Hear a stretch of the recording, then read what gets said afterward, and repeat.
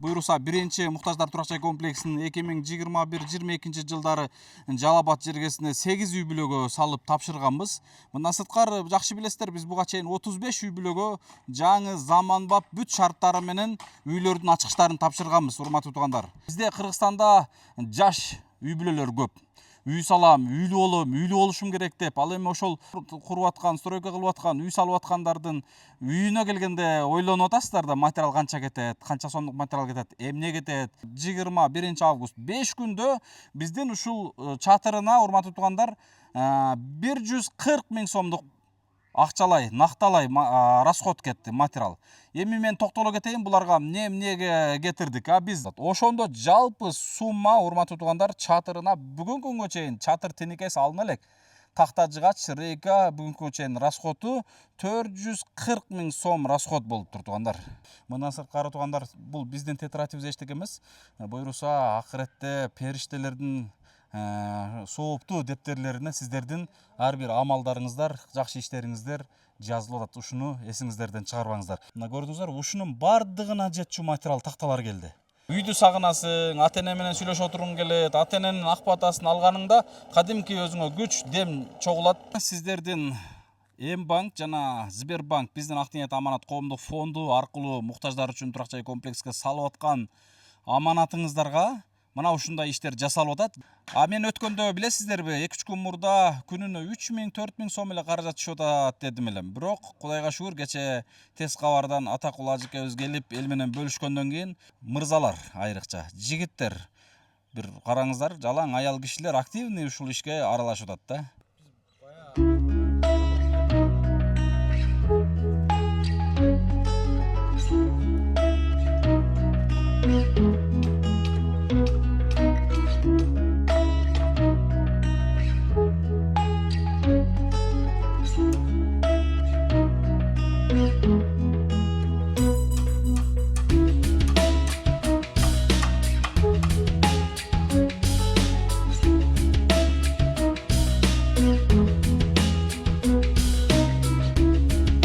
Assalamu alaikum, арбаңыздар, урматтуу эл жакшылары. Буйруса бүгүн 21 август 2026 жыл биз Ак ниет аманат коомдук кайрымдуулук фонду Ордолуу Ош жергесине быйыл экинчи муктаждар турак жай комплексин баштаганбыз. Бул боюнча баарыңыздардын маалыматыңыздар, кабарыңыздар бар. Келип көрбөсөңүздөр дагы кулагыңыздар эшитип атат. Буйруса биринчи муктаждар турак жай комплексинин 2021-22 жылдары Жалал Абад жергесине 8 үй бүлөгө салып тапшырганбыз.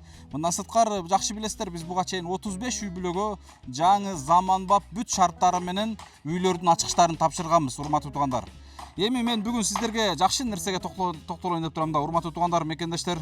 Могул муктаждар турак жай комплексинин чатыры башталганына толук 5 күн убакыт болду, туугандар. 5 күн. Эми үй салам деген бир туугандарыбыз, курулуш тармагында курулуш кылам деп алыста айрыкча жүргөндөр бар. Үй салышым керек, үйдү салып алып чатырына келгенде айгантем дегендер бар. Чатыры чындыгында, эгерде үйүңүздөрдүн чатырын жаап алсаңыздар, анда утуш сиздердики. Эмнеге дегенде, сиздер үйдүн үстүн жаап, жаан-чачынан жаап алгандан кийин нар жагын каалаган убакыттарда шартка жараша бүтүрө берсеңиздер болот да, туугандар. Биздин дагы муктаждар турак жай комплексинин чатыры мына буйруса башталып, лайы кече күндөрү басылып бүтүп, мына азыр үстүндө иш кызуу жүрүп атат, туугандар. Усталар аябай мыкты иштеп атышат. Мен буну эмнеге айтып атам, туугандар? Бизде Кыргызстанда жаш үй бүлөлөр көп.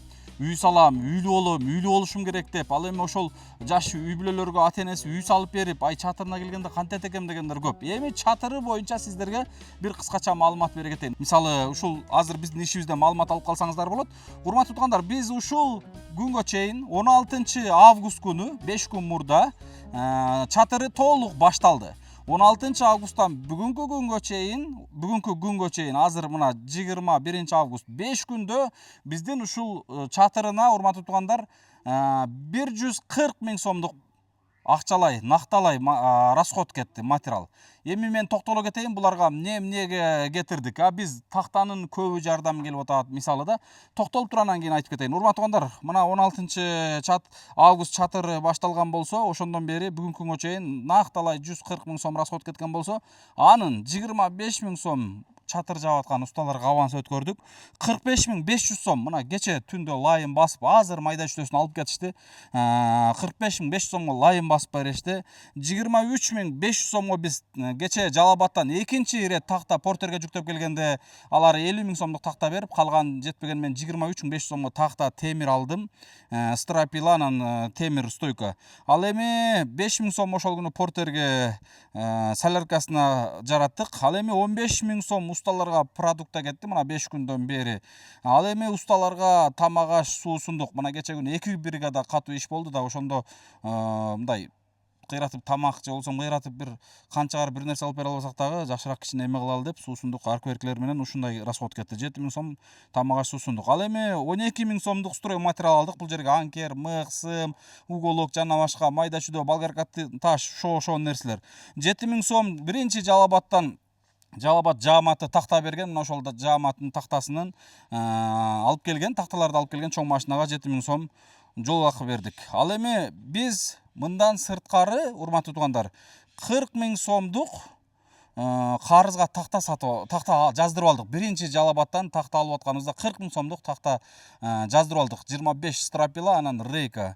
Мындан сырткары, урматтуу туугандар, 250.000 сомдук жалпы такталардын суммасы, мына көргөзүп коюңуз. Биринчи күнү биз чоң машина менен алып келгенде Жалал-Абадтыктардын жардам берген тактасынын суммасы мен болжолдуу мындай эсепти базар наркында эсептеп чыктым да, 200.000 сомдук такта жардам бериптир биринчи барганыбызда. Ал эми кече күнү мен портер менен алып келетканда 50-53.000 сомдукка чейин дагы такта жардам бериптир. Жалпысынан кече портер менен 70.000 сомдук материал алып келдик да, ошондо туугандар бул жерге жалпысынан 250.000 сомдук Жалал-Абад такта базар жааматы такталар жардам берип атат. Мындан сырткары туугандар 10.000 сомдук Ошто Марат деген инибиз бар. Ушул жерге 1 КАМАЗ топурак, 15 пресс саман төгүп берип атат. Ошондо жалпы сумма, урматтуу туугандар, чатырына бүгүнкү күнгө чейин чатыр тинекеси алына элек. Такта жыгач, рейка бүгүнкү күнгө чейин расходу 440.000 сом расход болуптур туугандар. Кайталайм. 5 күндө мынол жерге усталардын ушул муктаждар турак жай комплексине бир эмес 5 үй бүлөгө салып аткан ушул курулушка чатырын баштаганбыз. Чатырына тинекесине чейинки расходу 440.000 сомдук расход кетиптир. Анын биз 250.000 сомдугу, урматтуу туугандар, жардам иретинде келген болсо, ал эми 190.000 сомдугу бул жерге накталай расход кетиптир. Мен башта 140.000 сом деп токтолгом, бирок 50.000 сом биз карыз материал алып атпайбызбы? Ошону кошкондо 190.000 болуп атат. Жок, 40.000 сом карыз алып, Мараттын эмеси дагы бар, топурак саманы дегендей. Урматтуу эл жакшылары, сиздердин М-банк жана Сбербанк биздин Ак ниет аманат коомдук фонду аркылуу муктаждар үчүн турак жай комплекске салып аткан аманатыңыздарга мына ушундай иштер жасалып атат. Жана бир 10 күндөн берки аманатыңыздарга, урматтуу туугандар, мына кече күнү акыркы ушул каражатыбызды лай баскан усталарга 45.500 сом каражат өткөрүп алдык. Урматтуу туугандар, сиздер ушул акыркы бир жума аралыкта жалпысынан 140.000 сом каражат салыпсыздар. Мен өткөндө билесиздерби, 2-3 күн мурда күнүнө 3.000-4.000 сом эле каражат түшүп атат дедим элем. Бирок Кудайга шүгүр, кече тез кабардан Атакул ажыкебиз келип эл менен бөлүшкөндөн кийин Кудайга шүгүр жакшы жардамдар келди. Ошол эле Россиядан жакшы жардамдар болуп атат. Ошол эле так Россияда дагы строй материал саткан бир агабыз ошол 20.000 каражатын салды. Мына жерде ушул өткөндө Төлөйкөндө эжелерибиз, Зеленградскийдеги Алтынай деген эжекебиз бар. Өзүбүздүн жердешибиз Москвада Татыгүл деген эжекебиз бар. Так, Төлөйкөндө бир эжекелерибиз бар. Анан Питерде, Санкт-Петербургда аялдар коому, ошолор дагы бир 16.500 каражат салган. Мына мырзалар, айрыкча жигиттер, бир караңыздар, жалаң аял кишилер активный ушул ишке аралашып атат да. Ошол туугандар, мен баарыңыздарга эмне дер элем, мына болуп аткан иштерге баарыңыздардын көңүлүңүздөрдү буруп кетем. Мындан сырткары мына биздин тетрадыбызга ар бириңиздердин салымыңыздар, бүт расход, ийне жүйүп, мыгына чейин расходдор жазылып атат. Мындан сырткары туугандар, бул биздин тетрадыбыз эчтеке эмес. Буйруса акыретте периштелердин сооптуу дептерлерине сиздердин ар бир амалдарыңыздар, жакшы иштериңиздер жазылып атат. Ушуну эсиңиздерден чыгарбаңыздар. Эми келиңиз туугандар, азыр бизде лай басылып, мына жагы баары ачылып, азыр сиздер кээ бириңиздер түшүнбөшүңүздөр мүмкүн, эмне болуп атат депчи. Алды бирдей көрүнүшүп, мунун алдын ачышыбыз керек болуп атат. Мына ушундай болуп, барып жабылып, экинчи этажга барып такалат. Бул жакта Жомарт деген акебиз жөн уста эмес, мектептерди жаап жүргөн папандык мыкты уста, өзүнүн балдары менен келип иштеп атат. Ал эми экинчи кабатын көрүп атасыздар, баары лай басылып, мына сонун өзүнүн формасына чыгып калды туугандар. Бул жерде жөнөкөй материал иштелген жок, жалаң мындай болгон жакшы сапаттуу такталар иштелип атат. Эми мен арканы дагы бир кыскача сиздерге көргөзгүм келип турат да. Бул кече күнү көргөзгөнбүз. Могул жерде мына көрдүңүздөр, санузелибиз, душ санузелибиз баары лайы басылып, сонун болуп, жанагындай жылуулук эмелери коюлуп анан лайы басылып атат да. Мындан сырткары даратканабыздын дагы лайы басылды да. Эмнеге дараткананы басып атасыңар деп көбү таң калып атышат. Урматтуу туугандар, мына эртең даратканада, жайда, кышта, бул жерде муктаждар, адамдар, келген коноктор отурса дагы ушул жерде мындай жайда ысык, кышта суук болбош керек да. Биринчи мисалы келген конокторго мурда туура кыргызда бир жакшы керемет сөз бар, эшигин көрүп төрүнөт депчи.